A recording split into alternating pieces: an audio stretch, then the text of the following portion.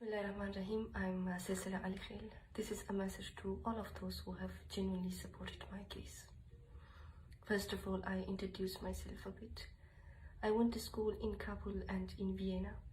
I have completed my bachelor in international relations in Budapest, and currently I'm a master student in international security and peace and war studies. I've reached this level of my life with a lot of efforts. I remember when I was at school in Kabul and there was no electricity at night.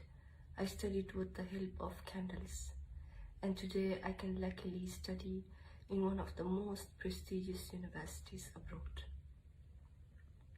Because my studies were online due to COVID, I went to visit my parents after a long time in Islamabad.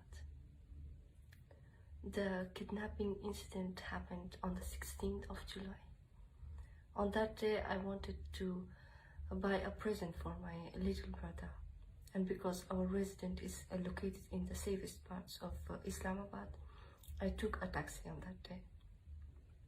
When I bought the present, I wanted to come back home.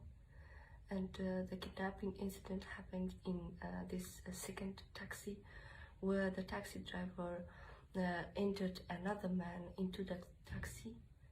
I complained at that time, saying that you are not allowed to bring another passenger into the taxi. The second man, who was the kidnapper, he turned his face towards me, saying that you are the daughter of the ambassador, and he used a lot of bad language, and he started to beat me. This lasted for about 3 to 5 minutes, and because I was so scared, I felt unconscious. When I regained my consciousness, I was tortured physically and psychologically, and then I was brought home, and we went immediately to the hospital, where the Pakistani police was also present. They started their investigation right from the first minute. They asked repeated questions, and I answered them repeatedly. But my expectation at that point, because I was tortured, my expectation was that the doctors would care more about me at that point. Also, there are very important medical checkups in kidnapping cases. Because I'm sure the kidnappers have used some substances to make me unconscious, and that have to be checked in the blood within the first 6 hours, or 12 hours, or 18 hours. After that, you cannot check for that in the blood, or you have to record the first state of the person who was kidnapped, how the clothes look like, or where the person in the body is injured. All these medical checkups would directly help the police investigations as well. But I'm not sure what the reason was. All these significant checkups after a kidnapping case were not done in a complete manner. Even the doctors wanted to know what happened.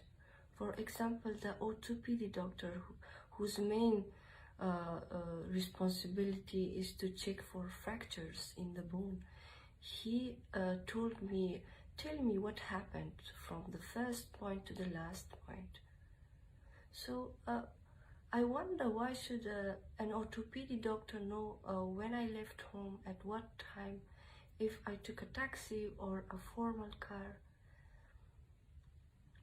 And we have assisted the police right from the first day. Even if I was in a very bad state, I felt very dizzy and my body was hurting.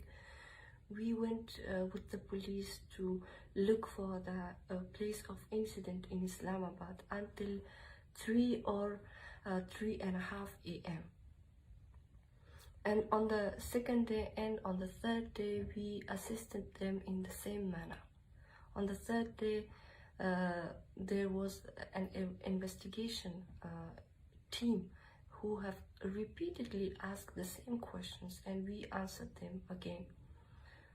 Then we went to Turkey, where even if it was after 3 or 4 days after the incident, all the important medical checkups for a kidnapping case were done in a very complete manner. And in my medical report, physical and psychological torture is recorded. I'm doing well physically right now, but psychologically I would need more time, because there is no single night when I don't wake up 2 to 3 times in a shock, thinking that I'm still lying in that place of incident, and I have bad dreams as well. So I would definitely need more time to fully recover. My request from my own government, the government of Afghanistan, is to follow this case of abduction, in which the dignity of a young Afghan girl, her family, and the dignity of a nation lies. To follow it seriously, and my expectation from the Pakistani authorities is to cooperate in an honest manner, and to arrest and punish the perpetrators without any further delay, because this incident happened in broad daylight in the safest parts of Islamabad. At this point, I want to thank you all who have supported this case inside Afghanistan and outside Afghanistan, through statements, through demonstrations, social media, and even through writing poems. You have all shown that we Afghans have our own problems in our country. We have a lot of difficulties there. But in such prestigious issues, still we are standing together, and we are united. I also wish to thank His Excellency President Ashraf Ghani and the First Lady of Afghanistan. I'm very grateful for their special attention in this regard right from the first day. I hope I can get an opportunity in the future to serve you all, to serve my country through my knowledge, because I know that I owe you all a lot. Our resolve in following this issue remains strong, and inshallah the truth will prevail and will be shared with you. Thank you once again. Tashakkur, Dhira Manana.